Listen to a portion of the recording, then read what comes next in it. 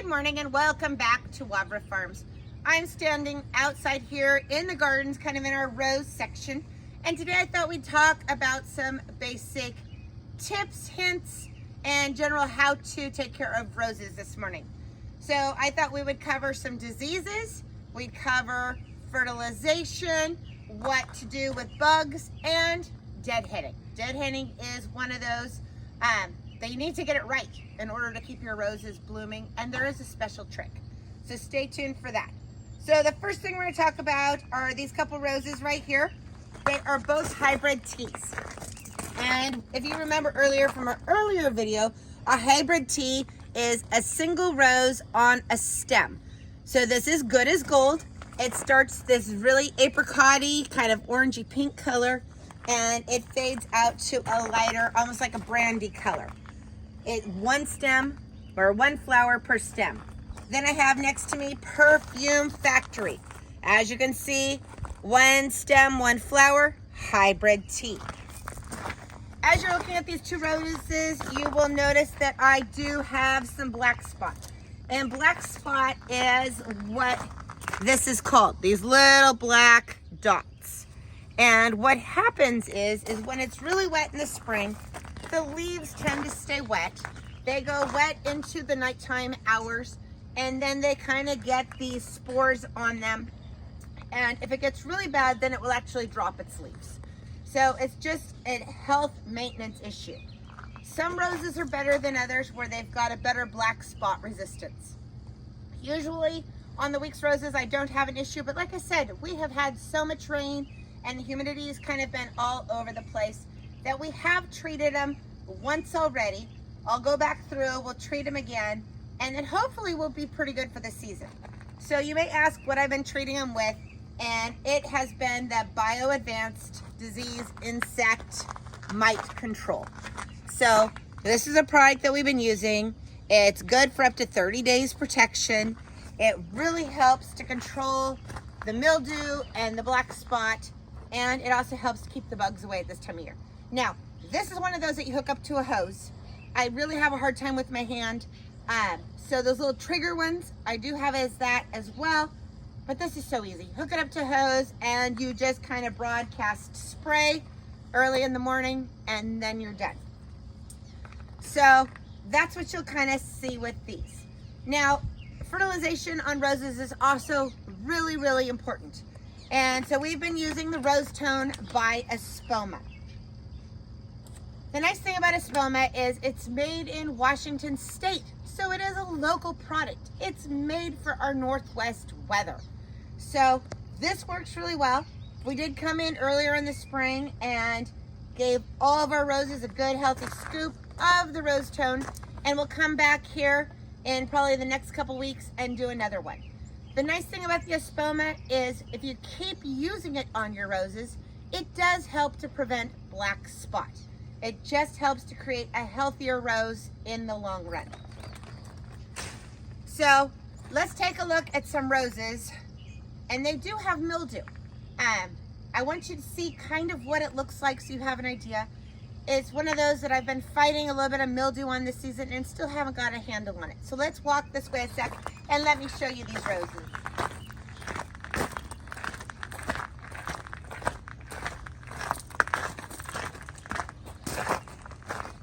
So this is the apricot drift rose, and for some reason, I'm just fighting a little bit of mildew on it.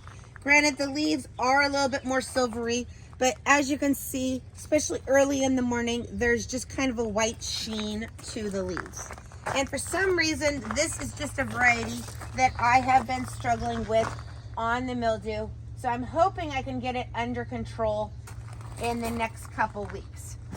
If not, then I will probably trim them down and let them kind of flush again and start over and see how that comes along. But this is just one that is probably more susceptible to mildew.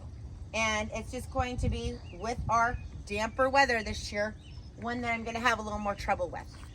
So I do have some other drift roses. Now, drift roses, you really don't have to prune. And you can go through and take off the individual flowers on the drift roses. And then when you get down to a cluster, then you can take the whole thing out. It's easier to see on the hybrid teas, so let's move back up to the hybrid teas and let me give you a quick pruning example on some of these. So, like I said, these are hybrid teas.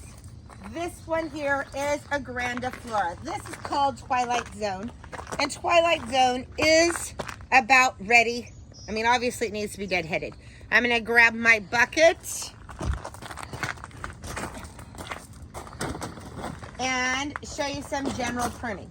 So what we want to do is we want to go down and we want to look for 5 leaves. 1, 2, 3, 4, 5.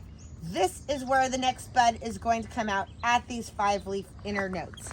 So very important as to where I prune. Now looking at this rose, I can either prune it here and the bud's going to set inward a little more, or I can prune it on this side and it's going to make it a little wider. So I'm going to prune it right here at the top because I want it to produce a rose stem right here and come back in this way. That way it'll prevent it from getting so wide. So I can easily go through and count 1, 2, 3, 4, 5 and take it down to that 5th leaf node.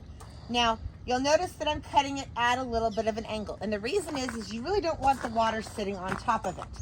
So it's just kind of finding your 5 leaves and taking it down. Now here you'll notice there's only 3 leaves. So you really got to make sure that you get to the 5 leaf node. And that really helps to keep it cleaned up. Now, if this rose is getting too tall for the area that you're in, I could take these down to the next 5 leaf node. And I could take them down a little bit lower. And that would keep them a little more compact. So let's take a look at this one. This is one that we did a few weeks ago. As you can see, we did deadhead it. And 1, 2, 3, 4, 5. Here's my new rose stem coming out right here at the 5 leaf node. So that's going to push roses.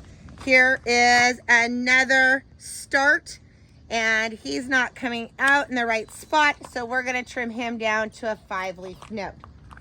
Every once in a while on some of the roses, it's hard to find a 5 leaf node. You might have a 6, and so you just kind of do your best to find that. But the rule generally is 5 leaf node. That's kind of where you want to prune.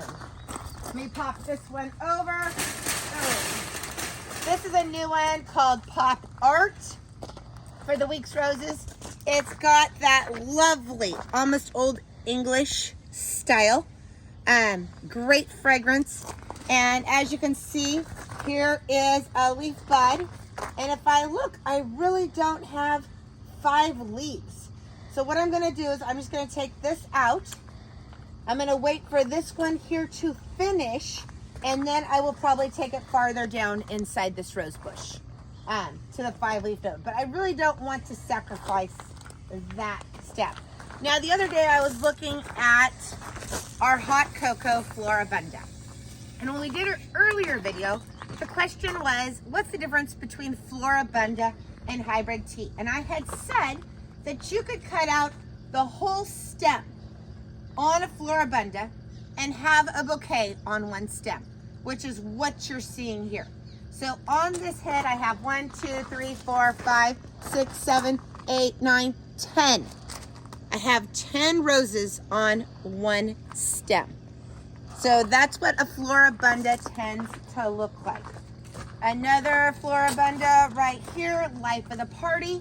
Same thing, multiple blooms on a single head. Lovely, lovely flower. So, kind of what we're talking about today. We're gonna go through, we're gonna get our roses pruned up. Make sure you're checking your roses. Make sure that now we've got this heat coming, you're going through, getting the old leaves off. Check for black spot, check for mildew, aphids, fertilize those babies up, give them a good long drink, and enjoy some beautiful, intense fragrance and color in your garden. Thanks so much for watching, and happy gardening.